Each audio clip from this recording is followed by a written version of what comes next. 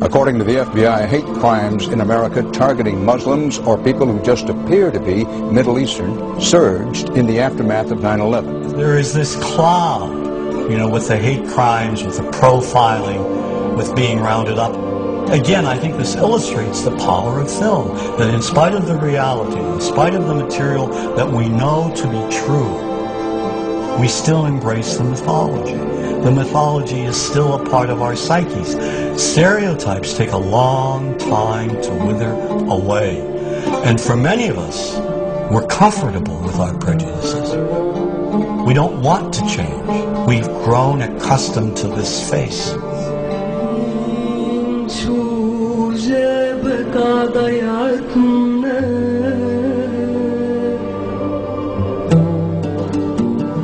When we think of Arabs, what do we see? What images come to mind? Do we see actual people? People who, despite real cultural or geographical differences, do pretty much the same things that we do. When we think of Arab women, what images come to mind? Do we see women who laugh and play and who adore their children? Women who work in the home as well as outside? Would it come as a surprise to know that in many Arab countries, a majority of college students are actually women?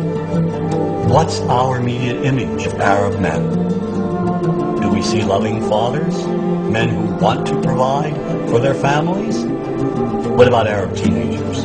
Do we see them the way you would think about teenagers in other parts of the world? Then there's religion in the Arab world. Do we see it as all-encompassing, dominating everything else? Do we know that even though faith plays a huge role in the Arab world, just as it does here in the United States, that it's also true that much of the Arab world is quite secular? When we think of Arabs and religion, does Christianity come to mind? Do we remember that there are over 20 million Christians in the region who have lived side by side in harmony with Muslims for centuries? To their credit, some filmmakers have shown Arabs and American Arabs in all their complexities.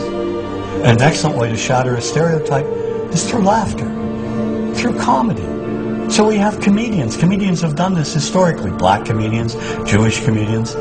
So we see Arab comedians doing this, and this is one way to release the tension. Things on a credit card, true story. Guy behind the counter picked up my credit card, sees the envelope card, looks at me all weird. He's like, "Hey, buddy, what kind of name is that?"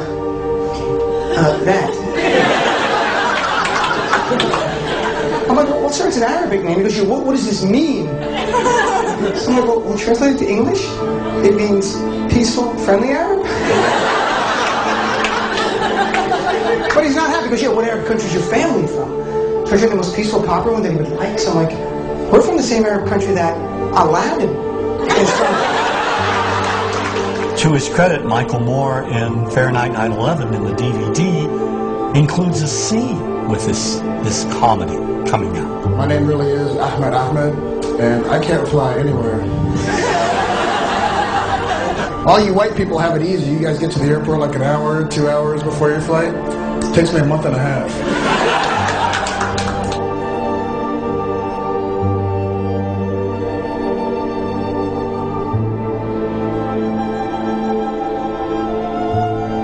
Nous vivons dans un monde qu'on peut critiquer, qui est le monde de la dérision.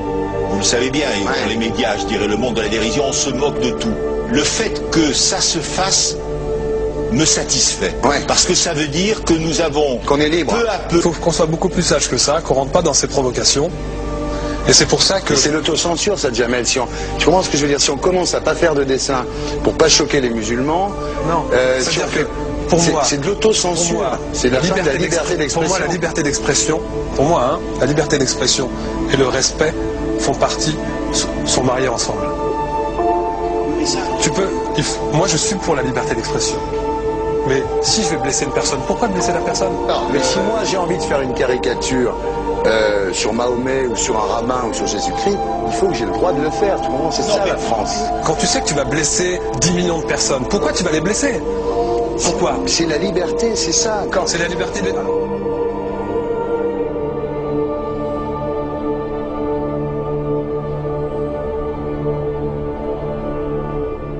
Attendez, vous ne pensez pas que c'était à vous de vous excuser, non? En disant le sketch n'était pas très drôle, je suis désolé si j'ai blessé des gens, voilà, excusez-moi, voilà, c'est une connerie, c'est mon travail. Mais vous ne referiez pas le même sketch quand même? Mais le spectacle que je fais reprend en grande partie les lignes de ce sketch. Mais il y a un truc que je ne comprends pas sur cette affaire, c'est qu'à aucun moment vous avez senti le besoin de vous excuser et que vous en avez rajouté. C'est tellement surprenant, c'est tellement inadmissible que j'en suis choqué. Voilà. Dans un pays où on peut parler, on peut s'exprimer. Et là, pourquoi tout d'un coup, sur un sujet, on ne pourrait pas s'exprimer vous savez bien pourquoi on ne peut pas s'exprimer. Pourquoi? Parce que dans ce pays, on a envoyé pendant la guerre des juifs dans des chambres à gaz et que ça crée un petit problème quand même. Vous voyez ce que je veux dire? Dans ce pays, on a envoyé pendant 400 ans des centaines de millions de Noirs. Il y a eu 400 ans d'esclavage. Et pourtant, ça n'a pas empêché Michel Leb de faire un sketch qui m'a fait marrer. Où il faisait un noir, et à la fin, il faisait un singe. Et en parlant des narines, en parlant des lunettes. En tout cas, lui, il n'a pas été interdit d'exercer son travail. Il a même eu la Légion d'honneur. Quelqu'un qui a toute sa famille qui a été exterminée dans un camp de concentration et qui voit quelqu'un à la télé qui dit Israël. Vous vous rendez compte? Je ne sais pas. Non, pas. Il y a des moments où même si on connaît les gens, même si on les a invités, on leur... Et c'est pour ça que... C'est l'autocensure, ça, Jamel. Tu comprends ce que je veux dire? Si on commence à pas faire de dessin pour pas choquer les musulmans... Non, si on fait...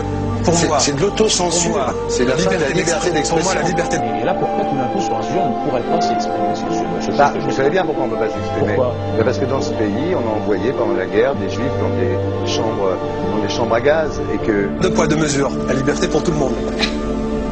C'est-à-dire? La liberté pour tout le monde. Il y a une personne comme Dieudonné qui a fait un rabbin, enfin qui a fait un colon juif, etc.